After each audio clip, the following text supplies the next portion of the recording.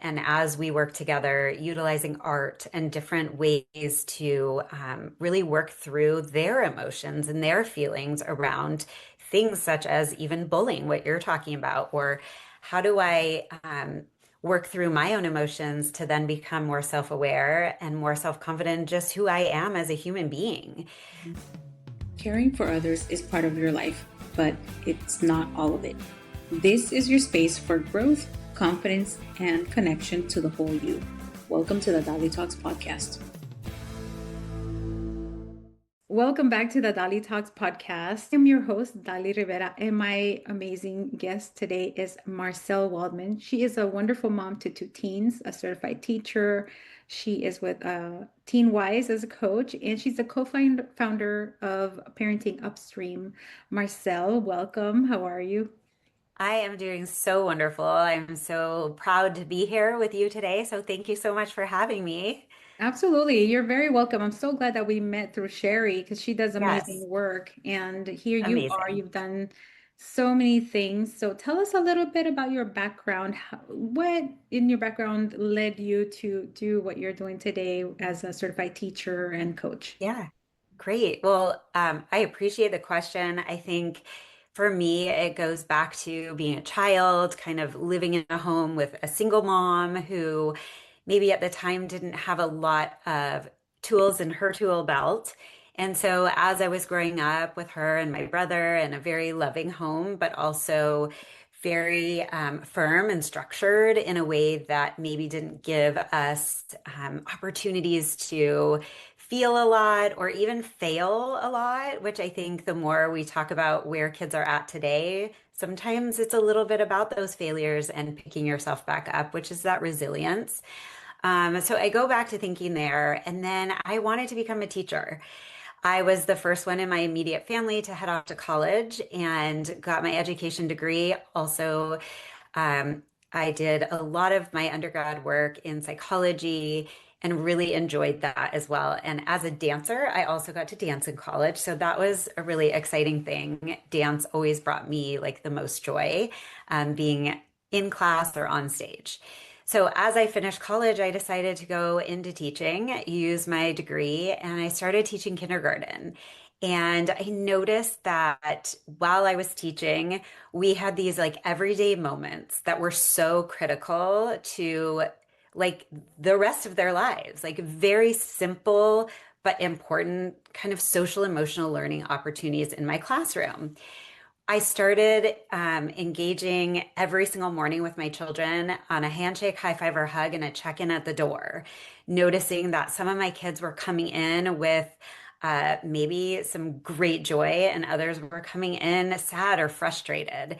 And the more I was teaching, which I taught for over 10 years in the classroom environment, I noticed that these kids needed a bit more, and I had no curriculum. I had nothing to stand on. So I took those natural opportunities to engage in what we call social emotional learning, really trying to get the kids to become more self-aware, notice how others felt, and really start connecting relationships.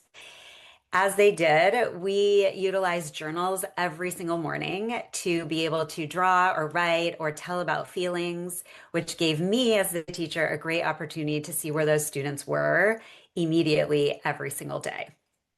So, fast forward, getting into my teaching, starting having those nice mornings where we would have morning meetings. Again, started noticing children that I thought were maybe already ready and eager to kind of have these social skills, really needed explicit teaching. So I worked on my own kind of curriculum, if you will, that really was able to help teach that. Now, as time has passed, I began creating tools for children. So I left teaching to create FeelLinks, which is kind of the first step to me taking my teaching, taking all of my kind of growing up and background to create tools for children, whether they're at home, in a classroom, and really bolster this idea of emotionally intelligent humans help us to create more compassionate, empathetic, and kind people. That helps build our relationships and all the good things. So we can get more into that, but that's kind of where it all like started from. And then from that, I have my own teenagers now. And so after having my littles and being really enthralled and engaged in that moment in my life, I now get to work with TeenWise as a teen coach. I get to work with um, mostly females and work with Sheri and become this coach to help teen girls with what could be sometimes the most difficult time in life, trying to find themselves as they are 10, 11, 12, teens, tweens, and friendships and building their own self-confidence, self-esteem. So I get to do that. And then lastly, Parenting Upstream, which again really just takes this idea of moving upstream with kiddos from littles to bigs and how a lot of the stuff that we're doing is recreated in a different way for our older kiddos or older families. And so founding that where we go in and do education for parents, for teachers. We come in and do education kind of more outdoorsy, fun, hands-on for teens. Yeah, you're very, very involved, and I love everything that you're doing because you're taking care of the little ones and Yep. up to the older ones. And so let's talk about your feelings. I love it because Yeah. the first time we spoke and you showed me the little things, the Yes. little stuffed animal thingies. I don't know, I Right. call them stuffed animals. What do you call them? Yes. Just, My yeah. little, I call them emotion dolls, and we can call them plushes or whatever we want to call them. They are a set of four and they are double-sided. So really eight kind of, I call them the core feelings feelings. There are core emotions and they are similar to what those are, but they started out as this idea of as young kids, even as babies, these are toy tested even for babies. It is a time to start having those moments of self awareness. What am I feeling? And these dolls not only help the child, but even us parents or teachers or other caregivers, we maybe didn't grow up with this idea of the more emotional vocabulary that I Mhm. have, the greater I understand myself, the greater I understand the people around me, Right. and the better off we can help one another. So, for instance, this is angry, but also it's frustrated, right? It's feelings that are very nuanced, where we can start as children become a little bit older, we start using more vocabulary. So, this is scared, but scared can feel nervous, right? It can feel anxious. So, again, just taking the dolls and utilizing them in ways that help children grow that vocabulary. And also, sometimes kids don't want to talk, right? So speaking or their ability they are unable to actually speak words. The dolls have been utilized in children's hospitals. They've been utilized in a variety of counseling, therapy type practices, classrooms, getting kids to really be able to share how they're feeling. And one thing on each of the dolls that's super important about self-awareness is that we're noticing what's happening in our bodies when these emotions come on. So each doll has a head, heart, and belly. I call them touch points.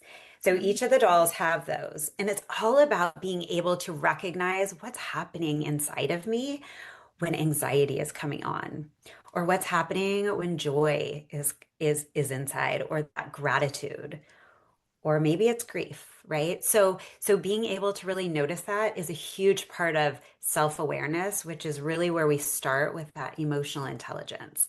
So the dolls, and then I have a journal, and the journal really came out of being the classroom teacher, right? And I used to have my kiddos do journals every morning. So I created the journal, and it really has a ton of pages to go through to express feelings, draw about them, use dictation, lots of different ways to utilize journals.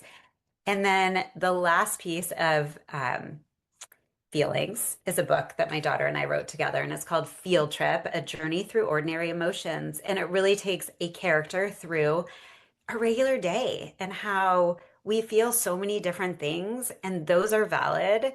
They're okay. And we also come in and out of those strong feelings throughout one typical day in life. And knowing that they're okay to feel, that is the message behind the book.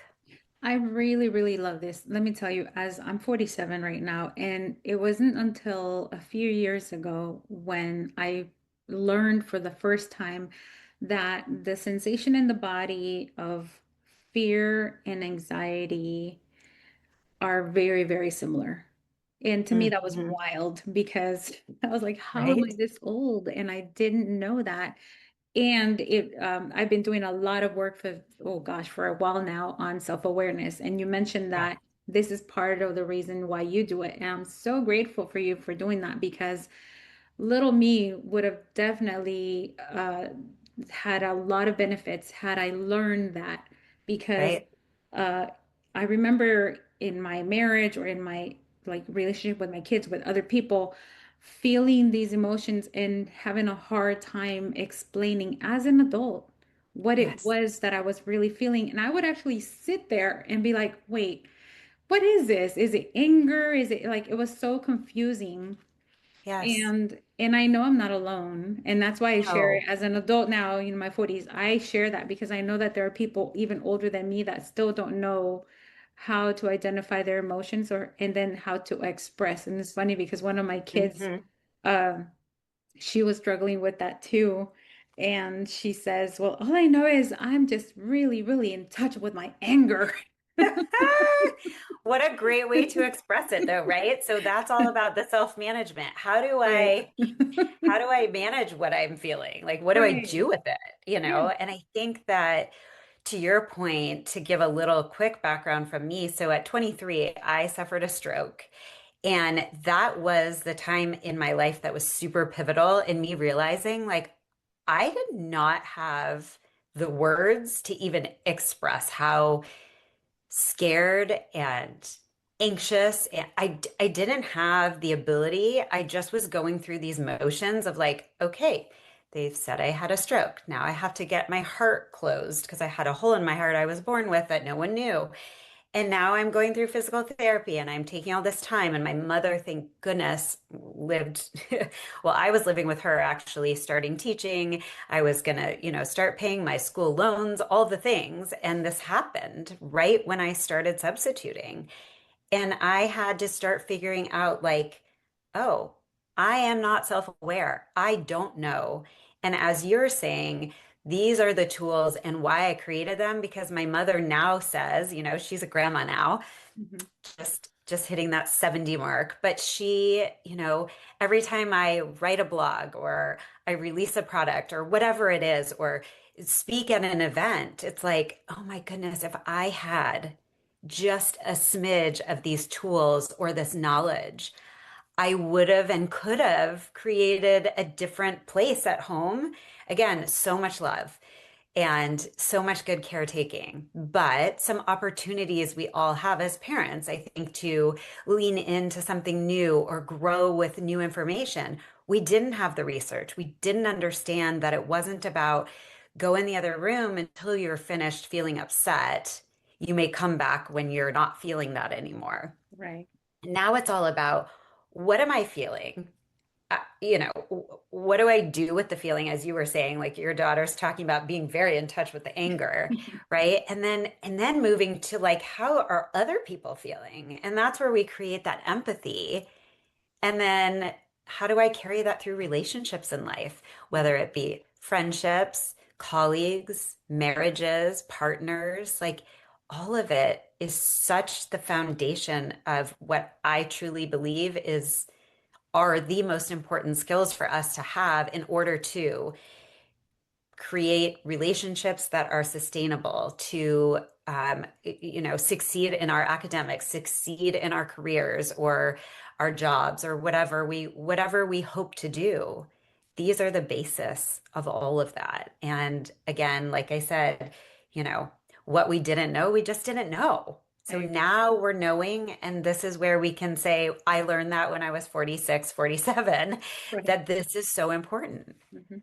For me, I mean, it's not only important because I recognize how it would have changed the way that I move throughout the world if I would have known how to express myself, not just with anger and stuff like that, but fear, the concerns, all of that. I think that when we don't know how to deal with it, you also internalize the mentality of I just have to deal with it on my own, and also don't ask for help because there's shame that is carried, especially if it's a quote unquote negative emotion.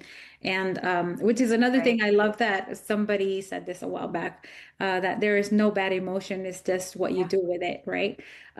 In working in the field of bullying prevention, to me, this is so Mhm. important. I love that you're doing this because Thank you. when I speak to people about the bullying that happens at schools or Mhm. churches or the park or at home, Yeah. I always go back to, did you talk to the kid that exhibited the behaviors? Because that means like these behaviors don't show up just because. It's usually because they don't know how to express the emotions. They need some help. And sometimes you need Yes. to just reach out there and explore that the possibility that it could be just that they don't really know what it is they're feeling. So I love this in the journaling aspect of it. I'm a huge proponent and like advocate of Yes. journaling because I've been doing it since I was a teen, and it really does help to just like get some emotions out, and sometimes Yes. you don't It's like a even realize. dump. It's like a Yeah. good dump out of the brain, right? And I think, now that I get to work with Teen Wise too, Sheri has that element of the teens journaling and getting that out. And as we work together, utilizing art and different ways to really work through their emotions and their feelings around things such as even bullying, what you're talking about, or how do I work through my own emotions to then become more self-aware and more self-confident in just who I am as a human being. Mhm. So that's why I felt, getting to have the opportunity to work with TeenWise really took what I was doing with the younger kiddos and realizing like, okay, this then moves to our teens, our tweens, this ability to, you know, socially find a place. Like, how do I incorporate my loves, my hobbies, the things that I enjoy, and also cultivate relationships and find someone else to maybe do it with me? And that takes a lot of self-awareness and that takes confidence and that really builds as we are coaching these girls and being able to help fulfill that for them is a really wonderful step in my work to be able to now be working a little bit more with the teens as well, knowing that this basis is so vital. And a lot of our, teenagers, they went through the pandemic, they went through some really tough stuff, they went through some other worldly events that maybe they saw or heard about, so they have a lot of, I would say, difficult feelings that might be old feelings to continue working through and figure out where they belong and how they belong, because they all do, but it's just a matter of figuring that out. And sometimes it takes a little deeper, extra work. So, Yeah. yeah, So it's then, been a and you were, lovely, sorry.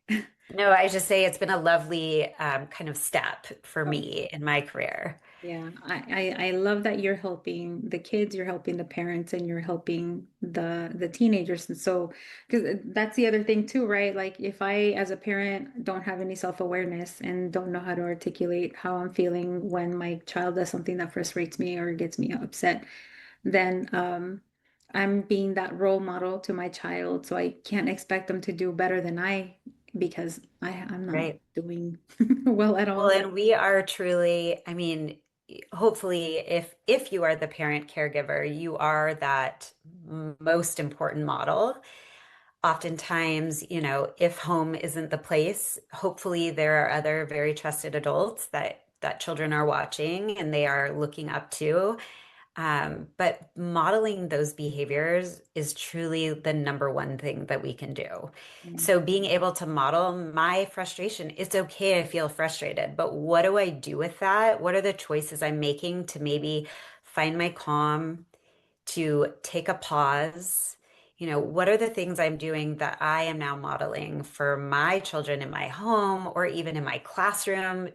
Come on, if you're a teacher, you know that you get those frustrating moments where you're just like, I've said the same thing over and over, or I have tried this and it's not working, or you have that kiddo that's just having a really rough day and it is difficult, right? So you feel a sense of frustration or you feel some anger building up, what do you do with that? You are not going to implode in the classroom, right? So you need to be the model, take the pause, use your breath, tell them what you're doing. Hey, you know what?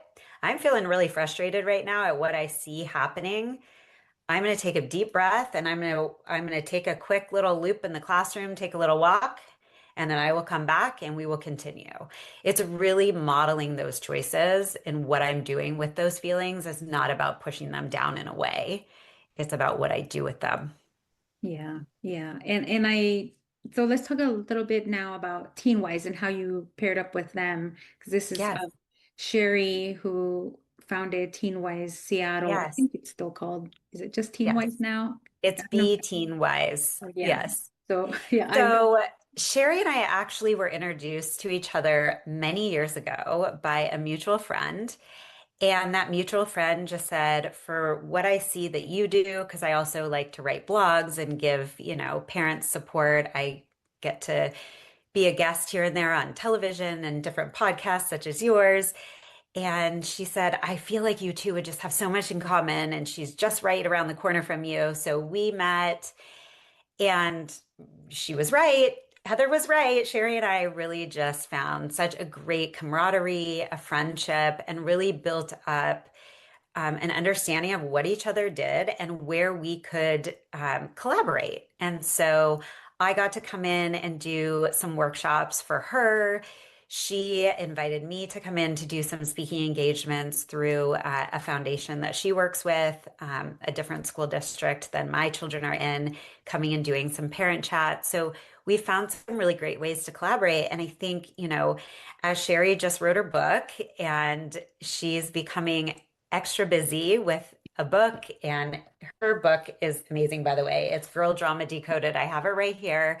I am almost finished with it. It is so good. yeah. Highly recommend. But with her book and the busyness that comes along with a new book, and we've got a lot of families reaching out, and so Sheri just said, "Hey, I have not really turned to bringing in associates, but I just feel like, there's so much greatness that we have created together and separately that I just see you being a great fit. And I feel so proud and lucky that I get to be the newest, addition to TeenWise, along with our a second gal named Mona.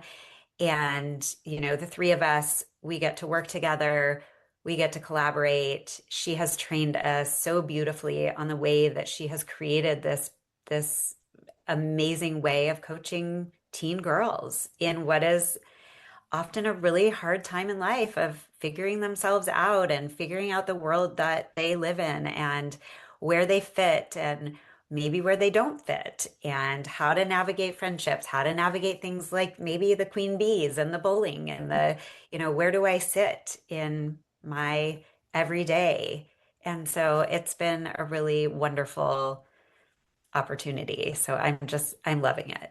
Yeah, I can see why she selected you, and I mean she's Thank you. amazing. She has such a strong community and a big community, which is She wonderful. does. And All over the place. I mean, yeah, people reach out from across the world, and it's amazing to see that, Teen Wise gets the recognition that they should. I mean, it is coaching. It's not the same as therapy. It's not the same as seeing a psychologist. It's coaching. It's really giving takeaway skills mhm. and opportunities to challenge, to let them try new things, giving real skills to try out, real things to come back and talk about and share.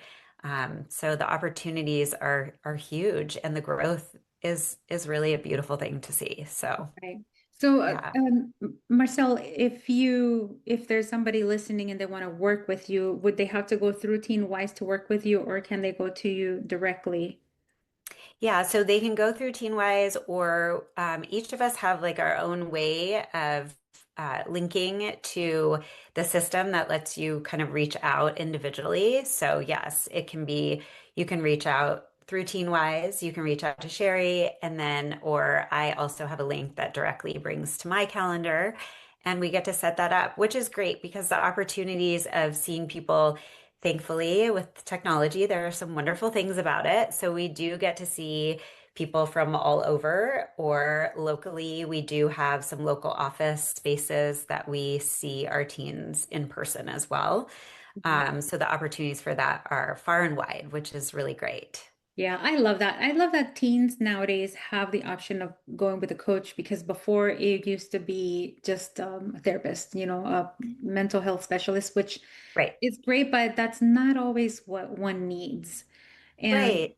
with like all of the things that kids are facing today with social media, the way that people communicate and have relationships with Mhm. one another, to me, it's so strange because it's all mostly virtual. And then kids getting nervous. I mean, one of my own kids has struggled with that, with like just fear of speaking to people, and thank goodness she's overcome that.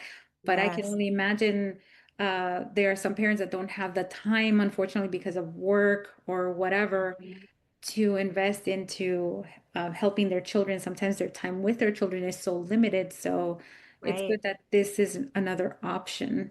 And I applaud them for reaching out and getting Yes. the help, even if they can't be directly involved because of their time constraint.